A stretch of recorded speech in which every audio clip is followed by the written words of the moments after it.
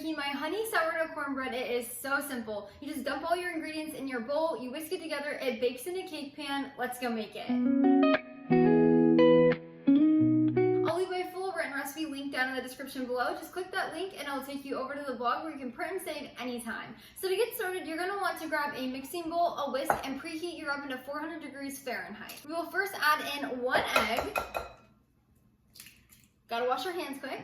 Then we'll add in 1/3 of a cup of raw honey. I like to get an unfiltered local raw honey, but you can get any kind. I highly recommend using honey for this recipe because of course the name is a honey sourdough cornbread. And then we're gonna add in 1½ teaspoons of sea salt. You could also just use regular salt. 1 teaspoon of baking powder and 1 teaspoon of baking soda. Next we'll add in 3 tablespoons of salted butter that's been melted, along with 1 1/4 cup of milk. So I like to use a whole milk. You can use any kind. A buttermilk would work really good in this. And then we're gonna add in 2 tablespoons of sourdough discard. You do not need to use fed starter, but you can if you would like to. Now that we have all of our wet ingredients in our bowl, we're just gonna whisk this together. You wanna make sure everything's combined before we put the dry ingredients in.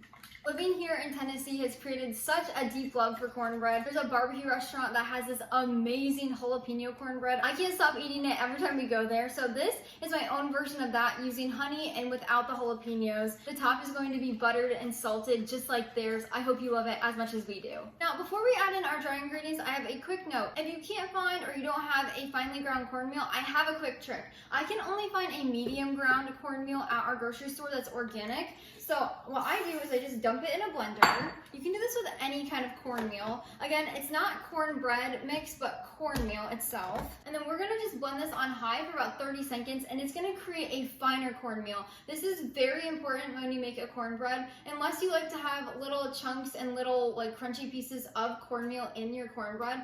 I do not, I like the finely ground. So if you're the same as me, just pop it in a blender and blend it up till it's fine. Now we're gonna add in the 3/4 of a cup of cornmeal. Again, it can be any ground that you want. I just like to make sure it's a finely ground. I also like to get an organic cornmeal, but that's up to you. And then we're also gonna add in 1 cup of all-purpose flour.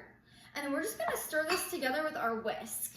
You wanna make sure you don't over combine this. That way your cornbread is nice and fluffy and not dense and overworked. Oh, it smells so good. Now at this point, you can pause the recipe, pop a lid on, and stick this in the refrigerator up to 48 hours. This is a cold ferment, and it allows the sourdough cultures to ferment all the other ingredients in your batter. So this is completely optional. If you also want to make your batter ahead of time and then bake it later or the next day, you definitely can do this step, or you can just continue with the recipe and skip the cold ferment altogether. It's completely optional. That's what I'm doing today for this recipe video. I'm making this for lunch.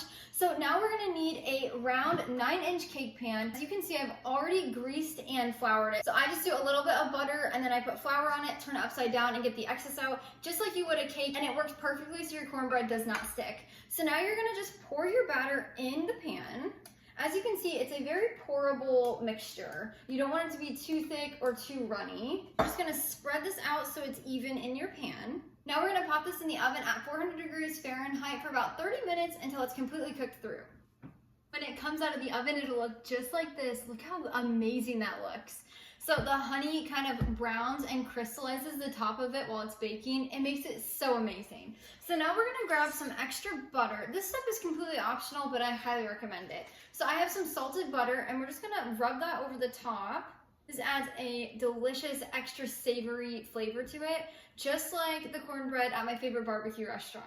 The butter topping really brings a cornbread to the next level. And finally, we are going to finish it off with a top of sea salt. So I just do a little sprinkle of it, just a pinch.